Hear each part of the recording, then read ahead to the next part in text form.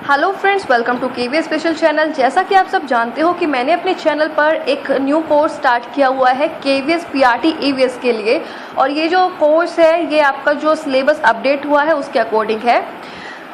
Screen पर आप सब देख सकते हो ईवीएस का पीआरटी का सिलेबस, और इसमें से काफ़ी सारे टॉपिक्स मैंने ऑलरेडी करा दिए हैं। आपका जो population growth in India, distribution, density, sex ratio, rural urban composition, ये सब मैं करा चुकी हूँ। साथ ही आप जो नेचुरल रिसोर्सेज देख रहे हो स्क्रीन पर, air, water, soil and land, ये भी हो चुका है, और फॉरेस्ट रिसोर्सेज भी हो चुका है। अगर आपने नहीं देखी है वीडियोस तो आप प्लेलिस्ट का लिंक मैं डिस्क्रिप्शन बॉक्स में प्रोवाइड कर दूंगी, वहाँ से आप देख सकते हो। अभी फिलहाल हम प्राइमरी इंस्टीट्यूशंस ऑफ डेमोक्रेसी कर रहे हैं, और कहाँ तक करेंगे, जो ये आपका health and other social service है, ये वाले टॉपिक कवर करेंगे। तो प्राइमरी इंस्टीट्यूशंस ऑफ डेमोक्रेसी के ऊपर मैंने 2 वीडियोस ऑलरेडी अपलोड कर दी है। अगर वो नहीं देखी है पार्ट 1 एंड पार्ट 2 तो वो ज़रूर देखेगा, क्योंकि वो बेस है। और सेकेंड थिंग इज़ कि इस वाले टॉपिक से, प्राइमरी इंस्टीट्यूशंस ऑफ डेमोक्रेसी वाले टॉपिक से, आपके एग्जाम में जो प्रीवियस एग्जाम हुआ था ना 2018 केवीएस पीआरटी का, उसमें 3 क्वेश्चन आए थे, 3 से 4 क्वेश्चन आए थे, और वो क्वेश्चन भी मैंने डिस्कस किए हैं पार्ट 1 एंड पार्ट 2 में।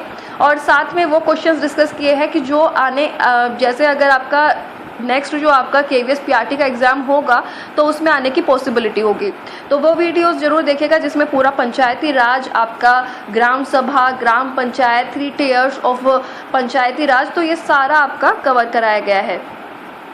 तो आज हम पढ़ेंगे rural administration and urban administration. तो बेटा रूरल एडमिनिस्ट्रेशन, अर्बन एडमिनिस्ट्रेशन हम देखेंगे। एक चीज़ बताना चाहूँगी कि जो आपका गवर्नमेंट जो आपके लोकल लेवल पर वर्क करती है वो सिर्फ गांव तक ही सीमित नहीं है, शहरों में भी जो आपका म्यूनिसिपल कॉरपोरेशन है, म्यूनिसिपैलिटी है, वो भी लोकल बॉडीज़ के अंदर ही आता है। तो हम आज सारा कवर करेंगे, ठीक है। सो स्क्रीन पर आप देख सकते हो work at the police station. क्या काम होता है पुलिस का? मेन काम होता है लॉ एंड ऑर्डर को मेंटेन करना, इस पीस को इस्टेब्लिश करना सोसाइटी में। और पुलिस क्या करती है? हमें सिक्योरिटी प्रोवाइड करती है। Every police station has an area that come under its control, ठीक। तो हर पुलिस स्टेशन के अंदर एक एरिया आता है जिन पर वो जो उनके कंट्रोल में होता है। कोई भी अगर केस आ रहा है, कोई भी अगर पुलिस में कंप्लेंट आ रही है, सपोज एक्सीडेंट हो गया है या कहीं पर रॉबरी हुई है, चोरी हुई है, फाइट हुई है, किसी को इंजरी हुई है, कुछ भी हुआ है, तो रिपोर्ट या हम जो केस फाइल करते हैं वो कहाँ करते हैं? पुलिस स्टेशन में, अपने जो एरिया के पुलिस स्टेशन में बेसिकली, ठीक। या मतलब जहाँ भी जो भी चीज़ हुई है तो उससे रिलेटेड उसका जो नज़दीकी जो पुलिस स्टेशन होता है वहाँ पर हम केस फाइल करते हैं। नेक्स्ट जो पुलिस की क्या रिस्पॉन्सिबिलिटी होती है कि जो केस में इंक्वायरी करे, प्रॉपरली इन्वेस्टिगेट करे और उसके अकॉर्डिंग एक्शन ले, जिन्होंने क्राइम किया है उनको सज़ा दिलवाए। तो आई डोंट थिंक कि पुलिस स्टेशन वाले में मुझे इतना कुछ समझाने की ज़रूरत है, क्योंकि बचपन से ही आप सबको ये चीज़ पता है, हम सब चोर पुलिस वाला गेम खेलते हुए बड़े हुए हैं। तो नेक्स्ट पर मूव ऑन करते हैं, मेंटेनेंस ऑफ लैंड रिकॉर्ड्स। यहाँ पर आपको ये टॉपिक बिल्कुल ध्यान से पढ़ना है, जहाँ आप लेखपाल और पटवारी का सारा वर्क जानोगे। सो अगर आपसे पूछा जाए कि what is the main work of Patwari, MCQ form में अगर केवीएस पीआरटी में ही आ जाए, तो आपको क्या लगा के आना है कि measuring land and keeping land records. Land को मेज़र करना, जो आपके लैंड की कॉपी प्रोवाइड की जाती है या लैंड का रिकॉर्ड रखा जाता है, तो वो सारा काम पटवारी का होता है। और patwari is known by different names in different states. In some villages such officers are called lekhpal, in others कानून गो, कर्मचारी और विलेज ऑफिसर्स। तो पटवारी के अलग अलग नाम से जाने जाते हैं। लेखपाल कहीं पर कहा जाता है, कहीं पर कानून गो, कहीं पर कर्मचारी, तो कहीं पर village officers. Each Patwari is responsible for a group of villages. एक चीज़ बताना चाहूँगी कि जो पटवारी है ना बेटा, ये डिस्ट्रिक्ट लेवल पर आपका वर्क करता है। तो डिस्ट्रिक्ट में, एक डिस्ट्रिक्ट में बहुत सारे विलेजेस होते हैं, आप सबको पता है कि ग्रुप ऑफ विलेजेस होते हैं।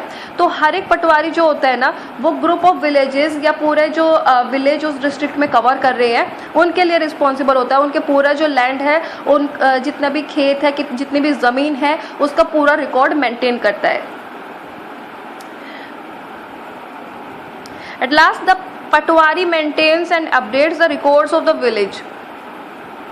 तो पटवारी क्या करता है बेटा, जितना भी आपका लैंड का रिकॉर्ड है वो तो मेंटेन करता है, ये साथ में अपडेट करता रहता है। अपडेट करने की ज़रूरत क्यों है? सपोज़ आपकी जो प्रॉपर्टी है वो आपने बेच दी किसी को, या आपने नई प्रॉपर्टी खरीद ली, तो पटवारी का काम क्या है कि आपका पूरा रिकॉर्ड या अपडेट करना इज़ नेसेसरी हो जाता है। ठीक, आगे देखते हैं the map and the corresponding details of the records kept by the patwari. जो भी मैप है आपके लैंड से रिलेटेड कि उसमें कहाँ पर ट्री है, कहाँ पर वेल है, कहाँ पर ट्यूबवेल है, सारा इन्फॉर्मेशन उस मैप में शो की जाती है और डिटेल्स जितनी भी है वो सारी पटवारी रखता है अपने रिकॉर्ड्स में। नेक्स्ट देखते हैं patwari is also responsible for organizing the collection of land revenue from the farmers and providing information to the government about the crops grown in the area. तो पटवारी का एक और काम है कि इनकी रिस्पॉन्सिबिलिटी है जितने भी फार्मर्स हैं उनसे लैंड रेवेन्यू कलेक्ट करने की और गवर्नमेंट को इन्फॉर्मेशन प्रोवाइड करने की कि कौन सी जगह पर कौन से एरिया में कौन सी चीज़ की कौन सी क्रॉप ग्रो हो रही है, कौन सी फसल उगाई जा रही है। ठीक, सो बेटा स्क्रीन पर आप सब देख सकते हो ये एक लैंड रिकॉर्ड की जो पटवारी मेंटेन करते हैं उसकी एक एग्जाम्पल है। ठीक है, सो खसरा 5 और पूरी डिटेल्स होती है कि कितना एरिया है हेक्टेयर में, फादर या हस्बैंड नेम किसका है, पूरा प्रॉपर एड्रेस, रेंट ले रखा है या खुद का लैंड है, कल्टीवेट किया है या नहीं किया है, कौन सी क्रॉप है, सारी चीज़ उसमें होती है। तो ये आप एग्जांपल देख सकते हो। आई होप कि आपको और अच्छे से क्लियर हो गया होगा। तो फार्मर्स को ना ये जो आप लैंड रिकॉर्ड है या फिर इसकी कॉपी है, लैंड रिकॉर्ड की कॉपी की अक्सर ज़रूरत पड़ती रहती है और उनका पूरा हक है, उनका राइट है, राइट टू इन्फॉर्मेशन है कि भाई वो अपनी ये कॉपी लैंड की ले सकते हैं, क्योंकि लैंड डिटेल्स की ज़रूरत जो है फार्मर्स को बेसिकली काफ़ी चीज़ों में पड़ती है। नॉट ओनली फार्मर्स, जिनका भी लैंड डिटेल्स है, प्रॉपर्टी है, तो उन सबको ज़रूरत पड़ती है। तो यहाँ आप देख सकते हो कि इस तरीके से जो ये पटवारी रिकॉर्ड आपको ऊपर लिखा भी दिख रहा है, पटवारी रिकॉर्ड 16 विलेज अमरापुरा। तो ये एक बेटा एग्जाम्पल है कि किस तरीके से पटवारी जो है वो मैप रखता है। ठीक है, कॉरस्पॉन्डिंग मैप से मैंने बताया कि लैंड का मैप भी रिकॉर्ड में रखता है। तो इस तरीके से लैंड का रिकॉर्ड रखा जाता है कि यहाँ पर सड़क आ रही है, यहाँ से पेड़ है या ट्यूबवेल है, तो वो सारी चीज़ें इंफॉर्मेशन इसमें दर्शाई जाती है। तो एक चीज़ और जानने की ज़रूरत है कि फार्मर्स को ये जो कॉपी मिलती है ना, इसके लिए स्मॉल फीस उनको देनी पड़ती है और कई बार ऐसा होता है कि उनका काम ही नहीं बन के देता। आपको पता है कैसी हालत है हमारे गवर्नमेंट की, तो बहुत धक्के खाने पड़ते हैं तब जाकर उनको अपने लैंड की copy and this detail receive होती है। तो आपको ये जानने की ज़रूरत है कि कहाँ कहाँ पर ज़रूरत पड़ती है जो ये लैंड रिकॉर्ड है और इसकी जो कॉपी है मैप की, तो इसकी कहाँ कहाँ पर कब कब ज़रूरत पड़ती है। तो ये इम्पोर्टेंट चीज़ हो जाती है। सो स्क्रीन पर आप देख सकते हो ये मैंने एनसीईआरटी की बुक की फ़ोटो लगा दी है। ठीक है, आप चाहो तो इसका स्क्रीनशॉट ले सकते हो कि आपको पता रहे कि ये जो लैंड रिकॉर्ड है इसकी ज़रूरत कहाँ कहाँ पर पड़ती है। अगर फार्मर को कोई प्लॉट या लैंड खरीदना है तब ज़रूरत पड़ती है, अगर किसी को बेच रहे हैं तब ज़रूरत पड़ती है लैंड रिकॉर्ड की और डिटेल की, मैप की पूरे की। A farmer wants a loan from the bank to dig a well in her land. अगर बैंक से लोन ले रहे हैं तब भी ये चीज़ दिखानी पड़ती है, पूरा लैंड का जो रिकॉर्ड है वो चीज़ दिखानी पड़ती है वहाँ पर copy. A farmer wants to purchase a fertilizers for his field. Fertilizer अगर खरीद रहा है तब भी इस लैंड रिकॉर्ड की कॉपी की ज़रूरत पड़ती है, या फिर अपनी प्रॉपर्टी डिवाइड कर रहा है बच्चों में तब भी इस लैंड रिकॉर्ड की ज़रूरत पड़ती है, copy of their land record की ज़रूरत पड़ती है। आई होप कि ये सब क्लियर हो गया होगा। बढ़ते हैं आगे। अगर फिर भी कोई डाउट हो तो कमेंट बॉक्स में पूछ सकते हो, मैं रिप्लाई कर दूंगी। आगे बढ़ते हैं। This is the work of the revenue department of the government. Senior people in this department supervise the patwaris work. तो बेसिकली ये जो काम होता है किसका होता है, रेवेन्यू डिपार्टमेंट का होता है गवर्नमेंट में, और जो सीनियर पीपल है ना डिपार्टमेंट के, वो पटवारी के काम को क्या करते हैं, जज करते हैं, सुपरवाइज करते हैं। सो ये दिस इज़ द वर्क देख के ये मत सोचना कि कौन सा वर्क। तो बेटा मैंने अभी थोड़ी देर पहले आपको बताया था कि जो पटवारी का काम होता है वो गवर्नमेंट में इंफॉर्मेशन प्रोवाइड करना भी होता है कि कौन से एरिया में कौन सी क्रॉप उगाई जा रही है, पूरा जो डिटेल है वहाँ पर उनको दिखाना होता है। तो रेवेन्यू डिपार्टमेंट में ना सीनियर पीपल जो है डिपार्टमेंट के, वो पटवारी के वर्क को सुपरवाइज करते हैं। All states in India are divided into districts. ठीक, हमारी जो स्टेट है वो डिस्ट्रिक्ट में है डिवाइडेड, और ये जो डिस्ट्रिक्ट है ये भी सब डिवाइडेड है। ठीक, लेटर ऑन डिस्ट्रिक्ट को भी सब डिवीज़न किया गया है, और ये जो सब डिवीजन्स है इनको हम किस नाम से जानते हैं, taluka. These subdivisions of a district are known by different names such as तहसील या तालुका। तहसील ज़्यादातर जगह पर तहसील कहा जाता है। सो स्क्रीन पर आप देख सकते हो these subdivisions of a district are known by different names such as tehsil, taluka etcetera. Comment box में बता सकते हो जहाँ पर तालुका कहा जाता है तहसील को, तो वो कौन सी जगह पर है, बाकी बच्चे भी इंटरेस्ट लेंगे। At the head is the district collector. इसका जो रेवेन्यू डिपार्टमेंट के अगर हेड की बात करें तो वो आपका डिस्ट्रिक्ट कलेक्टर आ जाता है। And under him are the revenue officers. जो रेवेन्यू ऑफिसर्स काम करते हैं उनको हम किस नाम से जानते हैं, तहसीलदार के नाम से जानते हैं। तो ये चीज़ इंपॉर्टेंट हो जाती है आपकी कि हेड पर कौन है, हेड कौन है, डिस्ट्रिक्ट कलेक्टर। उनके अंदर जो रेवेन्यू ऑफिसर्स काम करते हैं उसको क्या कहते हैं, तहसीलदार। और तहसीलदार किसके वर्क को सुपरवाइज करते हैं, पटवारी के। तो ये एक चेन है, चाहो तो कहीं पर नोट डाउन कर सकते हो। बढ़ते हैं आगे, स्क्रीन पर देख सकते हो tehsildar has to hear the disputes, he also supervises the work of the patwari and ensures that the records are properly kept and land revenue is collected. They make sure that the farmers can easily obtain a copy of their records, students can obtain their caste certificate etcetera. तो तहसीलदार का ये सारा काम है कि भाई जो अगर कोई डिस्प्यूट है लैंड के रिगार्डिंग तो वो भी चीज़ देखना और सुपरवाइज करना पटवारी के वर्क को, ये देखना कि वो जो रिकॉर्ड रख रहा है ना वो प्रॉपरली मेंटेन करके रख तो रहा है, किसी का फेवर तो नहीं कर रहा है, या सुपरवाइज करना काम को। तो ये काम किसका हो जाता है, तहसीलदार का। मतलब आप कह सकते हो कि पटवारी का काम कौन चेक करता है, तहसीलदार। और लैंड रेवेन्यू कलेक्ट कर रहा है फार्मर से प्रॉपरली या नहीं कर रहा है, ये चीज़ भी तहसीलदार देखते हैं। They make sure that the farmers, ये चीज़ भी प्रॉपरली देखते हैं कि फार्मर्स को अपने लैंड रिकॉर्ड की कॉपी मिल रही है या नहीं। पहले ये जो चीज़ थी ना ये हैंड रिटन आपकी होती थी, लेकिन अब जो है सारी चीज़ कंप्यूटराइज होने लगी है। और कंप्यूटराइज तो होती है इस वजह से ना ये जो कॉपी है लैंड रिकॉर्ड की विलेज पंचायत में भी मिल जाती है। ठीक है, कई जगह पर ये विलेज पंचायत में भी मिल जाती है, अदरवाइज फिर ये पटवारी के वहाँ से रिसीव करनी पड़ती है। और स्टूडेंट्स क्या कर सकते हैं, अपने कास्ट सर्टिफिकेट को ऑब्टेन कर सकते हैं। तहसील, अपनी तहसील में जा करके क्या करते हैं हम कास्ट सर्टिफिकेट अपना इशू कराते हैं, तो वहीं पर जाना पड़ता है ना। नेक्स्ट एक और important cheese, a new law Hindu succession amendment act 2005। क्या है हिंदू सक्सेशन अमेंडमेंट एक्ट, इसके बारे में देखते हैं। After the death of the father his property was divided equally not among his sons but also daughters and their mothers can get an equal share in the land. ठीक, पहले क्या होता था कि फादर की प्रॉपर्टी पे सिर्फ उनके बेटों का अधिकार था, लेकिन आफ्टर 2005 ये जो न्यू लॉ बना है हिंदू सक्सेशन अमेंडमेंट एक्ट, इससे कहा गया है कि जो बेटियां हैं उनका भी प्रॉपर्टी पर उतना ही हक है, उनको भी इक्वल शेयर मिलेगा, प्लस जो मदर है उनको भी इक्वल हिस्सा मिलेगा। वो अलग बात है कि बेटी अपने फादर की प्रॉपर्टी में से हिस्सा लेना चाहती है या नहीं लेना चाहती। कई जगह ऐसा होता है कि भाई फीमेल्स लिख करके दे देती है कि हमें प्रॉपर्टी नहीं चाहिए आफ्टर मैरिज, ऐसा देखने को मिलता है। और अगर किसी को चाहिए होता है तो वो ले भी सकती है, तो वो उनके ऊपर डिपेंड करता है। तो ये चीज़ है कि भाई इस हिंदू सक्सेशन अमेंडमेंट एक्ट 2005 में क्या है, तो हो सकता है MCQ फॉर्म में पूछ ले, तो आपको ये पता होना चाहिए। बहुत ही ईजी सी चीज़ है, कुछ इतना इसमें मुश्किल नहीं है। सो ये देखा आपने पूरा रूरल एडमिनिस्ट्रेशन। अब देखते हैं अर्बन एडमिनिस्ट्रेशन। स्क्रीन पर देख सकते हो सिटी और में क्या डिफरेंस है, सिटी और रूरल एरिया में क्या डिफरेंस है। सिटी क्या होती है, ज़्यादा बड़ी होती है विलेज के कंपैरिजन में, और ज़्यादा स्प्रेड आउट होती है, ज़्यादा जगह में होती है, बसी होती है। और सिटी में क्या होता है, ज़्यादातर हमें भीड़ भाड़ वाले इलाके ज़्यादा देखने को मिलते हैं, crowded markets, water and electric facilities यहाँ पर काफ़ी अच्छी होती है, traffic control, hospitals, health care facilities ज़्यादातर अच्छी होती है यहाँ पर। तो सिटीज़ में आपको ज़्यादा अच्छी फैसिलिटीज़ दिखाई देती है, इसी वजह से यही तो रीज़न है कि लोग रूरल एरिया से सिटीज़ में माइग्रेट करते हैं, है ना। तो आगे देखते हैं municipal corporation and municipal council के बारे में देखते हैं। Taking care of the people who lived in cities and there needs for water, electricity, road connection, municipal corporation is required. जितने भी लोगों की नीड है, जो भी सिटीज़ में रह रहे हैं, उनकी जो बेसिक नीड्स है वाटर की, इलेक्ट्रिसिटी की, रोड कनेक्शन की, ड्रेनेज की, तो ये सारी चीज़ें कौन देखता है, म्यूनिसिपल कॉरपोरेशन देखती है। ठीक, पार्ट 2 में आपको बताया था मैंने एक चीज़ कि बिग सिटीज़ जो होती है ना वहाँ पर हमें क्या मिलता है, म्यूनिसिपल कॉरपोरेशन, और जो स्मॉल टाउन्स होते हैं वहाँ पर हमें क्या देखने को मिलता है, म्यूनिसिपल काउंसिल। तो यही डिफरेंस है इनमें।